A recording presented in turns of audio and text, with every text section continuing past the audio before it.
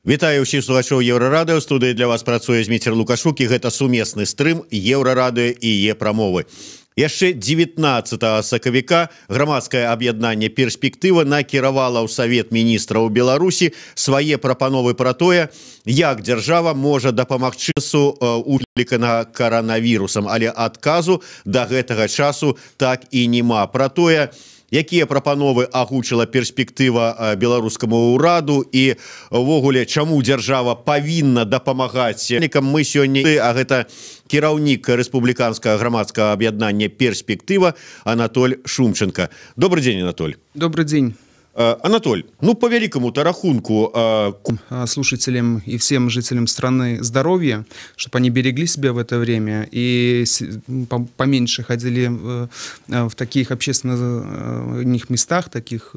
Вот. Ну а что касается непосредственно бизнеса, то у нас здесь форс-мажор. Это форс-мажор. И к этому форс-мажору никто не может заранее подготовиться. То есть, что мы сегодня имеем на самом деле? Де-факто у нас на сегодняшний день такая своего рода чрезвычайная экономическая ситуация. И это видно из того, что у нас закрыты границы, сложно товар забрать, экономическая ситуация в ухудшенном мире. То есть есть объективные силам внешним. И, естественно, мы сами это на сегодняшний день мы говорим о том, что нужно всем и властям, и гражданскому обществу пытаться научиться, наконец, слышать друг друга и предпринимать те меры, которые бы оказались сегодня действенны именно вот в данной конкретно обстановке. Анатоль, памятаеце, як вот ваших подопечных, тых, хто з'яўляецца сябрамі «Перспектыва», у свой час Александр Лукашенко называў? Да. Шивые блохи. Вот коронавирус канчаткова заб'е шивых блох, очистить тело белорусской экономики от этих вот кривосмоков. Ну, давайте ставим на совести того человека, кто об этом говорил, вот, его высказывание. Нужно сегодня сконцентрироваться на решении проблем, а не поиска крайних и тем более каких-то там Я зараз не про крайних. Я понимаю, про то, что, я понял подтекст. Как вы мне сказали. Я понял подтекст, а подтекст вашей реплики относительно того, что, сейчас удобный случай для того, чтобы действительно расправиться с предпринимателями, пустив их на самотек. Да? Вы это имели в виду? Не, я имел на увазе, как вы сказали, все ж таки, якую корысть ИП приносит державе, державному бюджету. Ну, на самом деле, если говорить с точки зрения экономики официальным языком, то наш удельный вес в внутреннем продукте 2,2. Ну и сам Лукашенко на встречах с предпринимателями индивидуальными в сердцах заявлял, вы для нас там ничего не значите. Но, опять-таки, это... смотря как посмотреть, да, вроде бы там 2,2%. Давайте посмотрим несколько иначе. Значит, первое. Сегодня 257 тысяч ИП. 257 тысяч. Мы, когда проводили недавно опрос в рамках исследования «Лучший регион Беларуси», мы выяснили, что один ИП содержит на семью 3-4 человека. Ну вот умножается на 3-4. То есть до 1 миллиона человек на сегодняшний день зависит от благосостояния одного предпринимателя. Затем мы идем дальше. Все вот эти торговые центры, рынки, которые сегодня существуют, они же платят налоги, правильно? С чего они платят налоги? Вот один предприниматель нам написал, когда я попросил, напишите, сколько вы за последнее время заплатили. Так он сказал, что я заплатил 60 тысяч за 5 лет, 60 тысяч долларов налогов и 360 тысяч долларов аренды. В аренде 60% приблизительно это доля налогов, которая идет в государственный бюджет, государству. То есть предприниматели косвенно участвуют, в том числе и в пополнении вот в этой части бюджета нашей страны. Затем дальше давайте посмотрим. Да? Вы когда приходите на торговый центр, на рынке, вы же видите там уборщиков, водителей, контролеров и всех остальных. Они кто? Они все наемные лица и трудятся благодаря чему? Благодаря бизнесу предпринимателей, который осуществляет свою торговлю и платит аренду, с которой платятся эти все зарплаты. Дальше идем. Услуги, платные услуги медицинского характера, просто услуги рестораны, кафе и то, что производит наша страна. Кто является потребителем? Средний бизнес, коим является индивидуальный предприниматель. Поэтому, знаете, здесь подходить из того, что там, вы там каких-то 2%, и вообще вы там для нас никто, а вот тут гиганты, вот это то, знаете, это верх глупости и несостоятельности, которая имеет место уже на протяжении последних 20 лет. Мы давно уже говорим правительству, да, вот вы там все вводите в уши там руководству страны, а может и вам вводят в уши, что, мол, производство, торговля. Во всем мире главное конечное потребление. Поэтому мы сегодня важны, но, к сожалению, не для этой власти. Простей кажучи, коли зараз вот усе ИП абанкруцятся и завершить свою працу, гэта не означает, что мы приедем, грубо кажучи, на Ждановичи, и там будет пусто. Это означает, что мы придем, например, у Галилея или у Дана Мол, и побачим, что там все закрыто ролетами, потому что нема кому працаваць. А это значит, что той же самый Дана Мол, до прикладу, ці Галилея не смогут заплатить свои податки, потому что они не отрымают гроши. Это когда-то вот мы рассуждали со своими коллегами, знаете, вот организм есть хорошо функционирующий, а есть организм-инвалид. Вот сегодня, если мы уничтожим ИП, это мы у организма отрубим там, например, руку, ногу, там, палец, я не знаю. Уже инвалид государства будет. Это, во-первых. Во-вторых, что вся инфраструктура, она сегодня в нашей стране, она вот взаимосвязана. И понимаете, если сейчас вот в звене этой инфраструктуры начнет выпадать ИП, то вслед за ним начнет, как по цепной реакции, выпадать вся экономика страны. Заместить на сегодняшний день государство сегодня не сможет. Но не сможет сегодня государство обеспечить товарами народного потребления белорусов, да, если сегодня ИП разорятся. Не сможет. Опять будете покупать синие куры, опять будете ходить в одном трико, вот, и неизвестно в чем. Вот. Вернетесь в 90-е годы. Зачем это делать? Мы важны стране, нас нужно поддержать. И то, что на сегодняшний день к нам сформирован такой негатив, к сожалению, знаете, вот говорят, родину не выбирают. К сожалению, власть не выбирают. Как есть на сегодняшний день у нас в стране, да? Вот какое-то вот двусенсовное у вас такое вот выказывание прогучало. Нет, абсолютно я прямо говорю. Потому что если бы на сегодняшний день мы могли бы, наши бы представители были бы в органах власти управления. Но, к сожалению, там наших представителей на сегодняшний день нет. У нас нет механизмов и инструментов воздействия, продвижения каких-то своих идей концептуальных, законопроектов, фундаментальных каких-то предложений. Мы реагируем только ситуационно. Знаете, вот там остановился рынок, там подписи занесли, там перспектива что-то где-то подняла, власть отреагировала, чтобы только утихомирить. А так, чтобы поработать стратегически на сегодняшний день, никто не хочет этим заниматься, никто не хочет писать эти аналитические отчеты, никто не хочет смотреть в будущее, никто не хочет заглядывать на 5-10 вперед, как мы это предлагали в свое время. К чему это привело? К тому, что мы сегодня в нынешнем кризисе остались одни. Посмотрите, что сегодня Евросоюз заявил о разработке плана Маршалла. Посмотрите, что сегодня Российская Федерация. На неделю они уходят в рабочий отпуск. Значит, есть за что там посидеть, да, с выплатой зарплат. Значит, золотой-то запас есть. Что у нас? Кто нам поможет сегодня? Какие у нас есть резервы для того, чтобы продержаться? Что касается наших предложений, многие говорят, Шумченко, ты популист. Вот почему? Потому что ты мы предложили каждому индивидуальному предпринимателю открыть счет, положить 3000 белорусских рублей безвозмездно и 9000 рублей безпроцентный кредит на 5 лет. Он говорит, ты популист. А что-то я популист? Создание одного места сегодня стоит в стране где-то от 4 до 4,5 тысяч долларов США. Понимаете, и для того, чтобы этот период пережить, Мы предлагаем государству нас поддержать эти пару месяцев для того, чтобы мы остались на плаву и чтобы потом не затратить еще большие средства на восстановление экономики. Но это же элементарно, это же элементарно. А деньги в мире есть, их много, их есть где взять. Просто нужно для этого немножко подумать.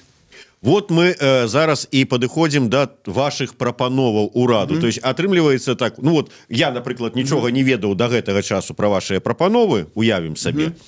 Паслухаўшы зараз вас, я зраблю выснову, што вся ваша прапанова да ўраду гэта ў тым, каб вам далі 3 плюс 9 тысяч рублёў. Нет, у нас комплекс. Первое, на сегодняшний день мы предложили на 90 дней освободить от налоговых выплат. Это так называемые налоговые каникулы. Но я бы хотел, что сегодня у нас на первый план вышел вопрос аренды. То есть даже где-то в налогах мы можем закрыть глаза, потому что у нас есть люди, которые продал, заплатил, там что сегодня мало продается, так и мало платится налогов. Да? Единый налог не поднимался там уже год, и как бы для многих предпринимателей это сумма, но не настолько критическая, как аренда. Вот аренда на сегодняшний день – это то, что убьет малый бизнес. И мы, когда начали разбираться, мы поняли, кто и что. И мы сегодня бомбардируем правительство, министерство с тем, чтобы с нами встретились, чтобы нас услышали. С 19 марта ни один чиновник в перспективу не позвонил, не написал, даже не послал по почте ничего. А что думает крупнейшая организация индивидуальных предпринимателей по поводу и как она видит и так далее и тому подобное. Я объясню, что с этой арендой. У нас многие торговые центры построили за счет кредитных ресурсов. В кредитных инвестиционных договорах, когда даются десятки миллионов долларов, потому что, ну, вот один из центров 20 миллионов, второй 30, прописано одно существенное условие, банком прописано. Арендная плата не может снижаться без согласования с банком. И когда-то в прошлые годы, когда были вопросы по арендной ставке, многие торговые центры выходили на банки, да, на определенные. В банке заседал кредитный комитет, они говорили, нет, мы вам ставку не понизим. Когда я узнал, какая рентабельность, там 7%, да, и у банка, да, на этих кредитах, а почему они не понижают? Вот у нас большие риски.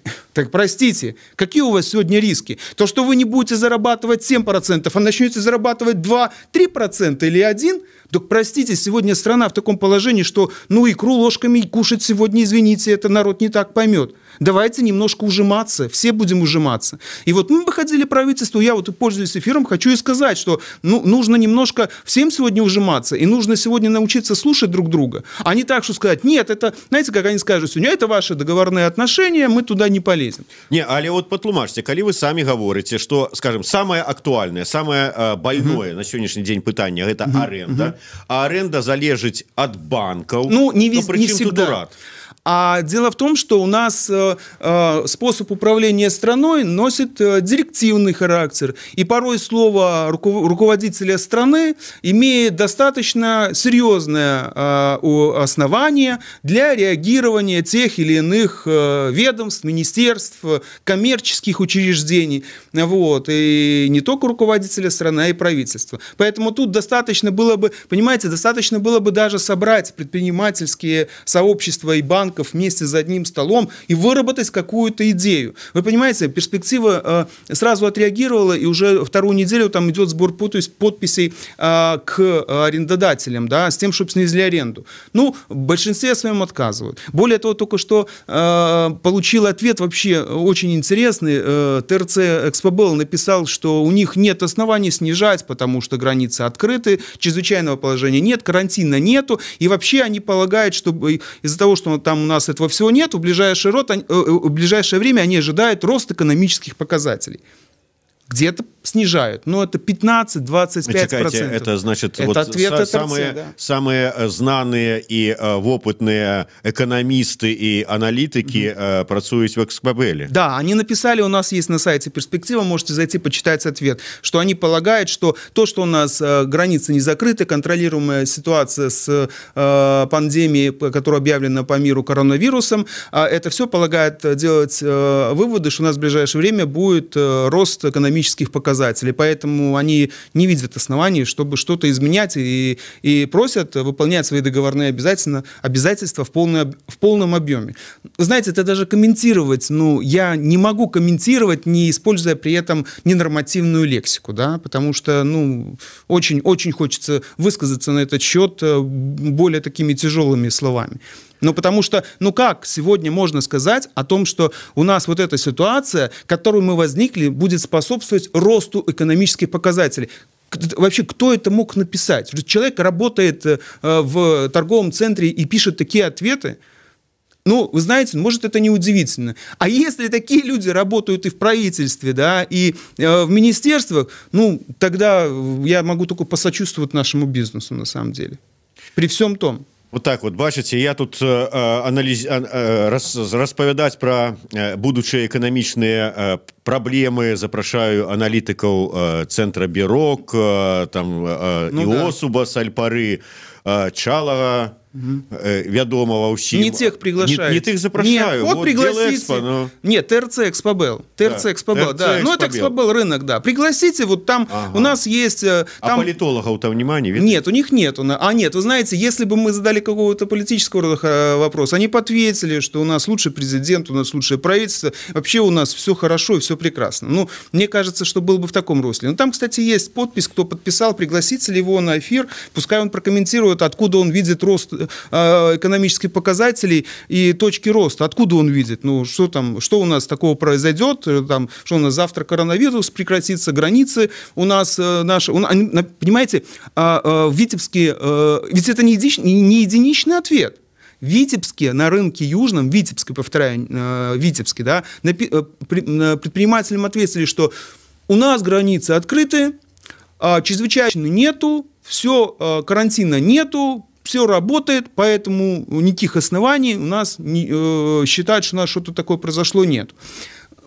Понимаете, вот такая вот ситуация, вот такие вот ответы. Где-то есть, вот, допустим, как Корона, они дали ответ, что все, что они могут сделать, это посчитать, это Корона, вот этот вот торговый центр, предпринимателям дали ответ, что они могут посчитать по 2,2 курсу, и еще плюс отсрочку дать, допустим, на месяц. Где-то в Витебске они там считают, что они могут снизить аренду на 26%, где-то у нас в Минске на 15%, где-то что-то как-то двигается, то есть наша компания, она не прошла даром и как-то помогает предпринимателям.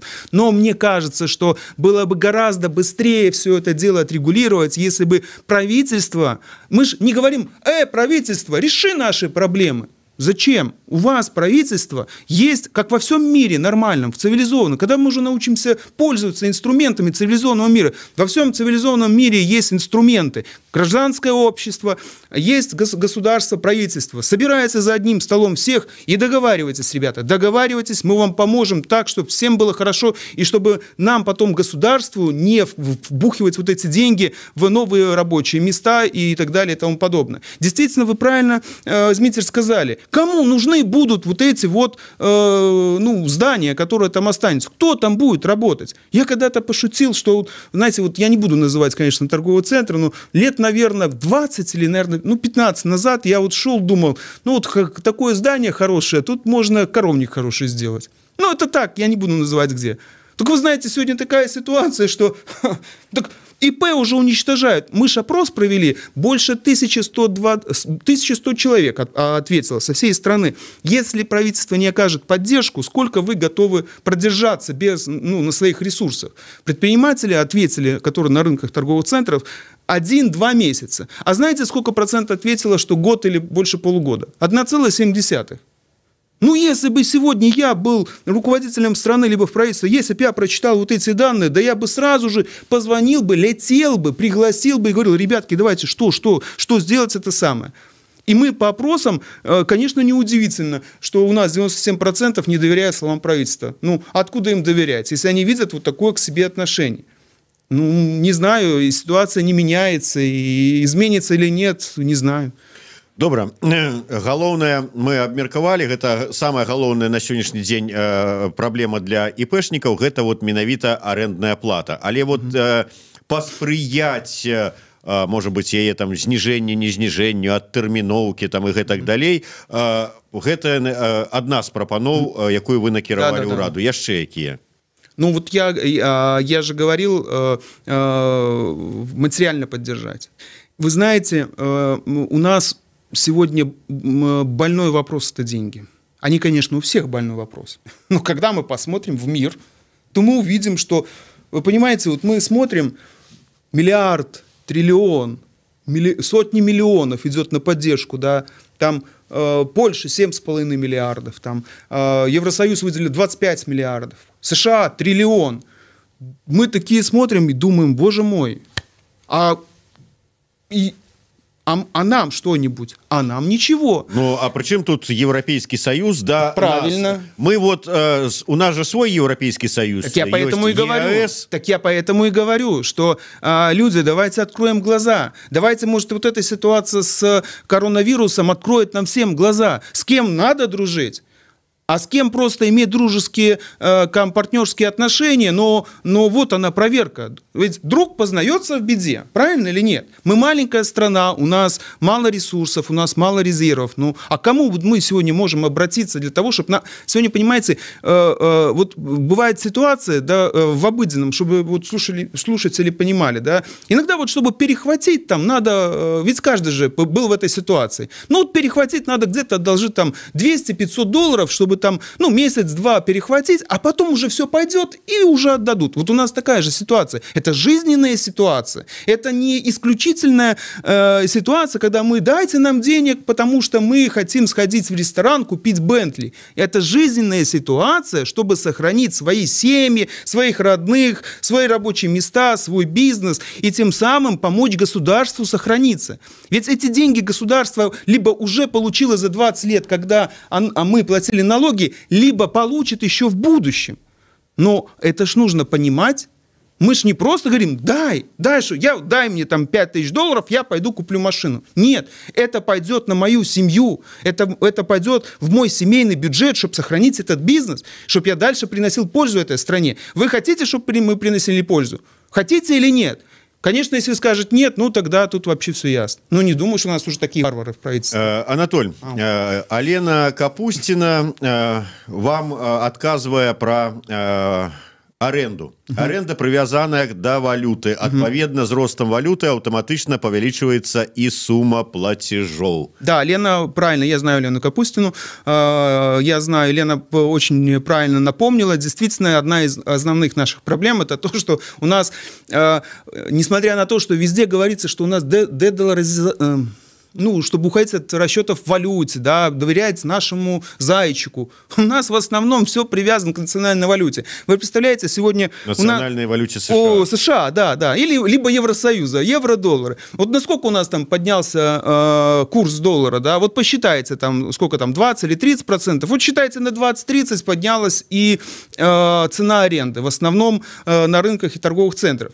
Опять-таки, вот, ну, где справедливость на сегодняшний момент? То есть, ну, понятно, что каждый хочет посчитать в свой карман, но опять-таки нам нужно договариваться. И Елена правильно поправляет меня, чтобы я напомнил всем, что у нас помимо многих проблем, у нас еще и вопрос в том, что у нас аренда привязана к валюте, и то, что сегодня народ увидел, что у нас доллар скаканул на такую сумму, вот считайте, настолько же у нас и аренда скаканула по всей стране. А товар-то у нас закуплен там по 2, по 2,1, не больше, может у кого-то еще меньше. И что, нам сейчас получается населению тоже цены поднять? Ну, а кому поднимать? Мне вот сбрасывают сегодня каждый день пустые рынки, пустые торговые центры. Продавать некому, людей нету. Вот она ситуация, вот он форс-мажор. И сегодня люди, многие задают вопрос: Анатолий, а давай мы напишем, пойдем в суды, что это форс-мажор, и тогда мы выиграем. Ну, логично это так. Я позвонил всем адвокатам известным, да, в нашей стране. Они сказали: Анатолий, да, это было бы логично и правильно, но если бы мы жили в Европе. А у нас же ничего нет, у нас карантина нет, чрезвычайщины нету, границы у нас открыты. То есть правительство, многие думают, ну это просто такой ход, чтобы успокоить. Не, ребята, это специально сделано, потому что как только бы у нас был введен карантин, чрезвычайно закрыты границы, сразу бы мы имели полное основание идти в суды и говорить о том, что это форс-мажор, и таким образом эта ситуация непреодолимой силой и отстаивать свои права в суде. Закидали бы их просто исками. А так у нас сегодня оснований, к сожалению, как таковых серьезных нету. Вот вы кажете про дапамогу з боку дзяржавы, нават не толькі каб дамовіліся з банкамі, аренду скарацілі, каб і грошы вам далі, тут разумееце, на кішэню. А Алла Дунай піша: дзяржава не толькі не дапаможа, а здзярэ апошняе.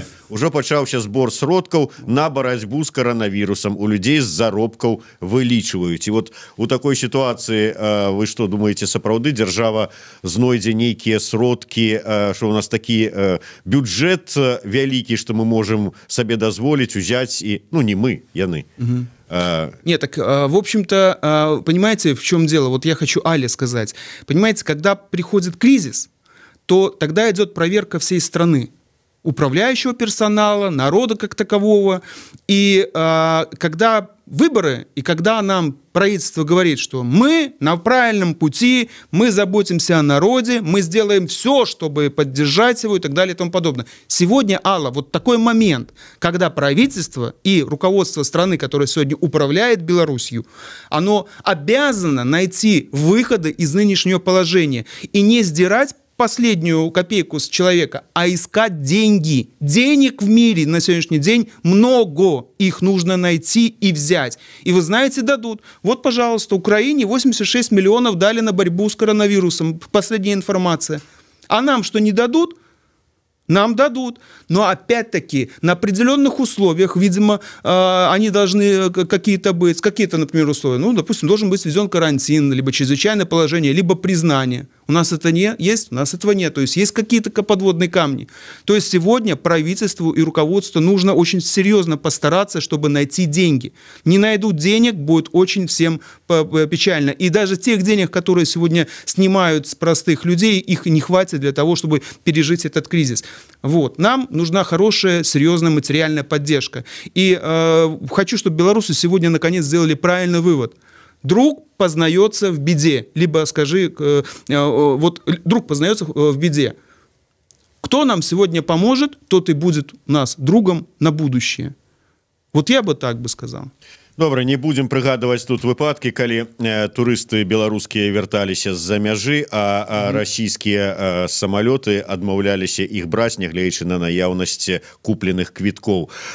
Я пра іншае. Вы ўзгадалі пра тую колькасць прадпрымальнікаў, якія сказалі, што месяц-два максімум яны пратрымаюцца, а далей всё. Беспрацоўныя, фактычна, грубо кажучы.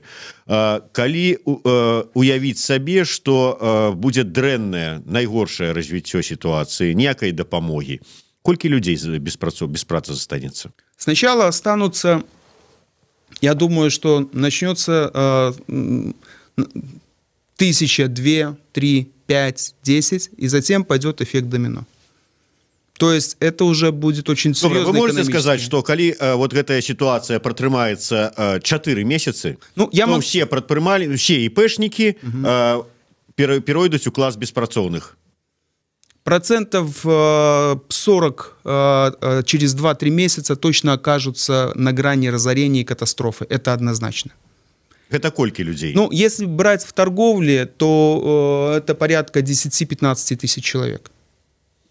10-15 тысяч человек, але... Это старт, вы не поняли меня. Это да, старт. Я зразумеў, это старт. А дальше уже... Завязаны ж залежыць ад гэтых людзей нейкія іншыя людзі. Конечно, я безусловно. Не кажу нават про наёмных рабочих, а я кажу про тых же самых вон ахоўнікаў у бізнес-цэнтрах, якія атрымліваюць заробак. А кредиты в банке?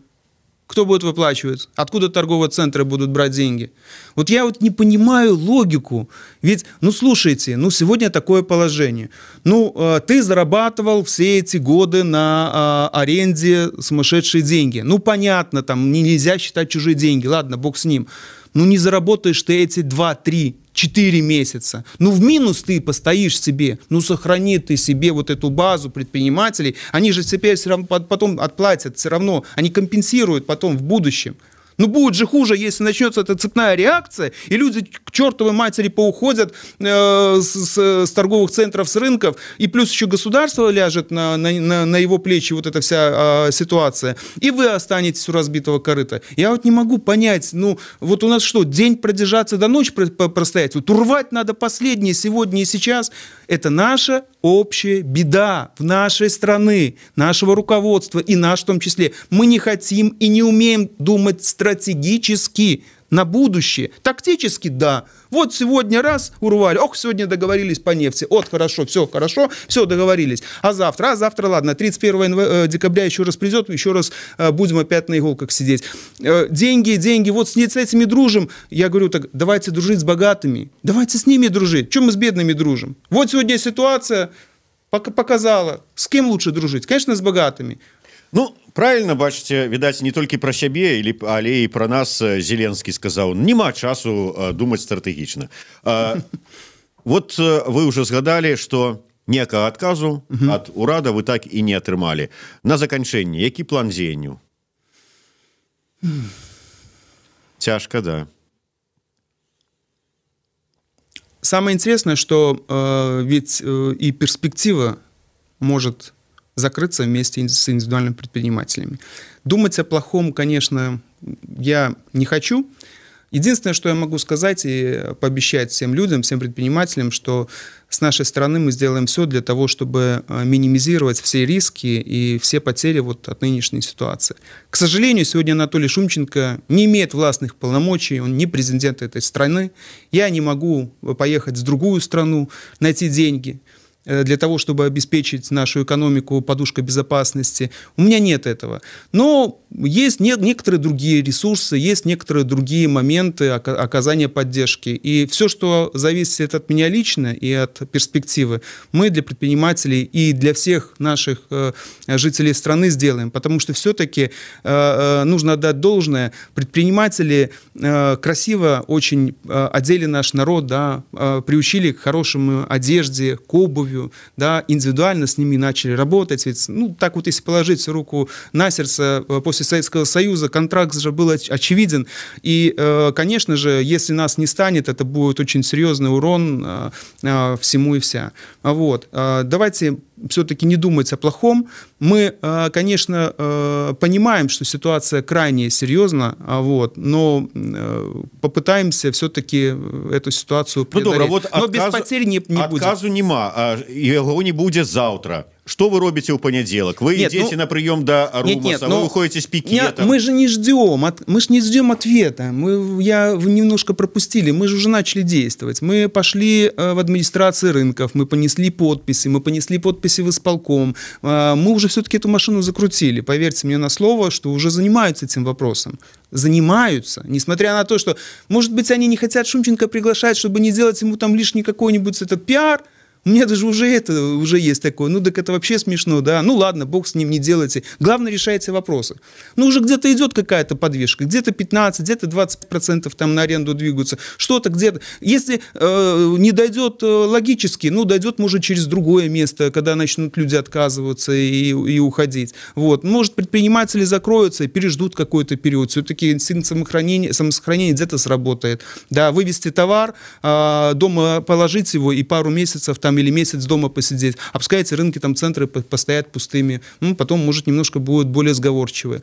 Вот. Я могу сказать только одно, что микробизнес в лице индивидуальных предпринимателей будет последний на этом «Титанике», если так сложится, вот, который... Ну, дальше вы поняли смысл моего слова. Вот. Дякую вялікім. Так что Саўмін, урад, думайте, все ж таки дапамагаць адзін аднаму варта заўсёды. Вам гэта вернецца. Анатоль Шумченко, Зміцер Лукашук, сумесны стрым, Еўрарадыё і Е-прамовы.